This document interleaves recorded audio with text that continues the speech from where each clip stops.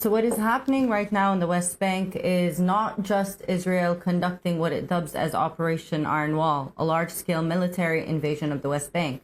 But what we are seeing, in fact, is a green light of annexation. So what is happening right now in the West Bank is de facto annexation of lands. In the north, you have the Israeli army conducting its raids, displacing more than 40,000 Palestinians in the span of just 35 days. In the areas of Tulkarem, Jenin, Tubas as well. And what we're seeing in the center, areas like Ramallah, Jericho, and in the south, areas like Hebron and Beit Lahem, are armed settler attacks, also trying to force Palestinians outside of their homes. So we're seeing a joint military armed settler attack that is happening in tandem and at once against Palestinians. And it is lethal. We've had at least 57 Palestinians killed in the last 35 days alone, 8 of whom are children. And this is not counting the injuries that are being sustained either from live ammunition or physical beatings, and the mass arrests that are happening, including field interrogations by the Israeli army.